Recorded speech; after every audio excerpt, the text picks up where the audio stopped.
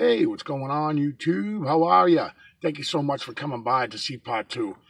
I'm having such difficulties making these couple videos.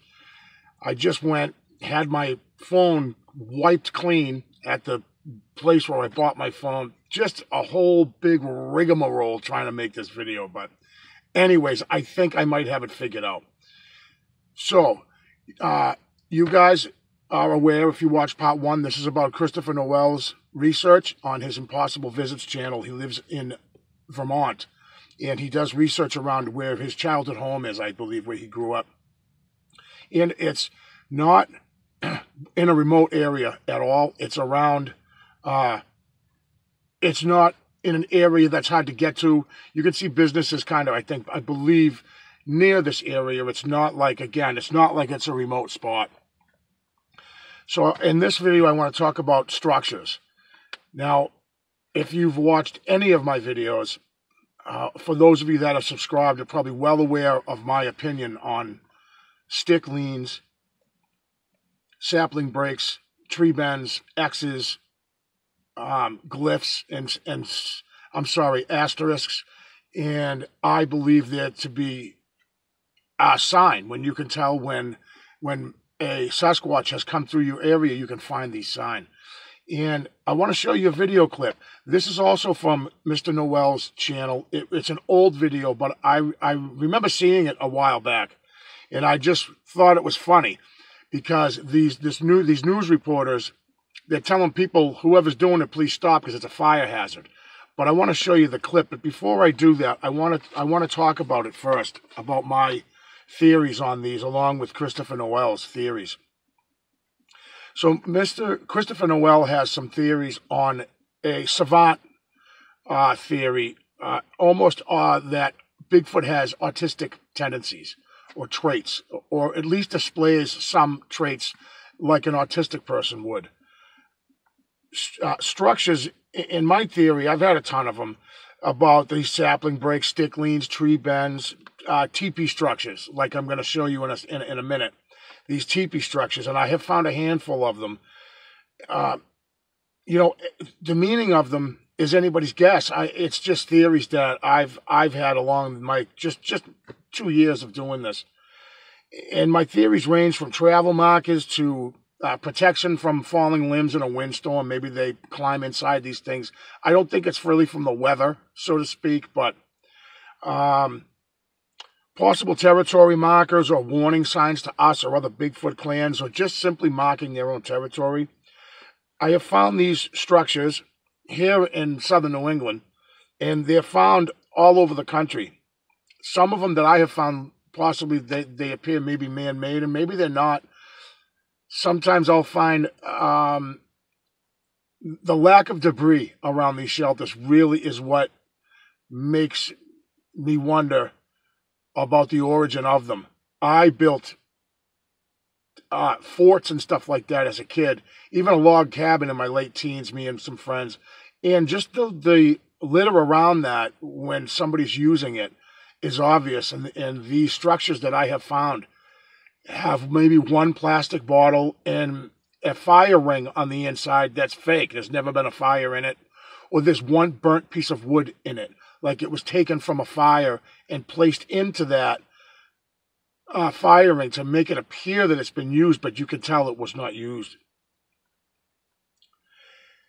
So I'm going to show you the clip on some of these, on how close these are to walking trails, to paths that we use. And it's close to people. We're not going very far to find these. So Christopher speaks about the possibility that these structures, these multiple leans, are sort of a autistic trait, that Bigfoot may construct these big X's or asterisks or these structures as a comfort activity, like a soothing pastime, so to speak. The symmetry is sort of a ritual, an order out of chaos, so to speak. And I like that. I like that he says that. That makes a lot of sense to me. They're arranging things in their environment using what's around them. Now, unlike autism in people, Bigfoot doesn't suffer the same sort of sensory overload that people do in society. where they kind of shy away from people because it's a society that's just surrounded by so much activity. And the similarity between autistic people, for instance, the swaying back and forth, the tapping, is Bigfoot will do the same thing while tree peeking and things like that. And it could be a soothing technique, because that's what autistic people do. They'll use that to soothe themselves. The rhythmic stick tapping.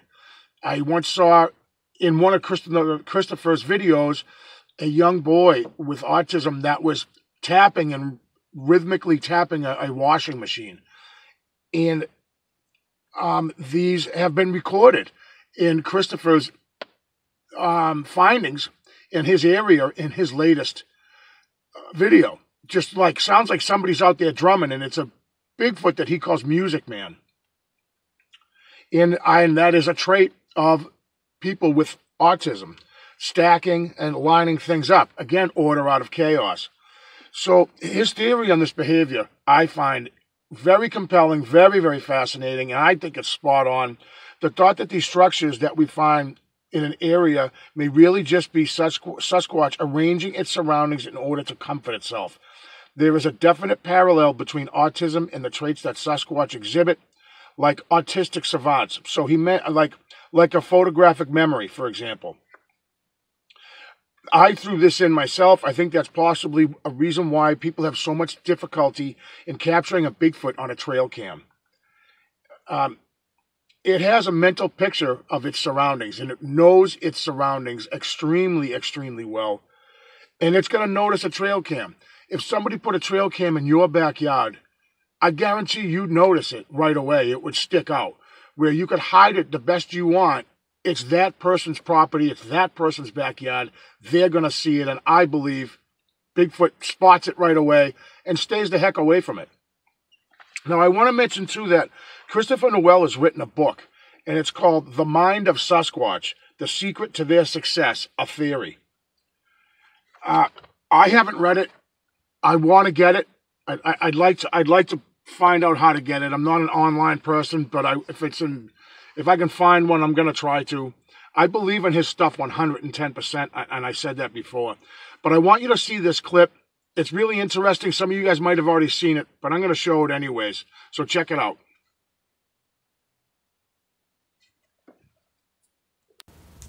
They are a mystery in the northern New Mexico forest and a big fire hazard. Somebody has been building giant wooden structures near popular hiking paths. News 13's Chris McKee is here to show us. Chris? Yeah, Dean, Santa Fe National Forest officials say crews have found a lot of these wood structures north of the city. They don't know who's building these or why. They say it needs to stop immediately.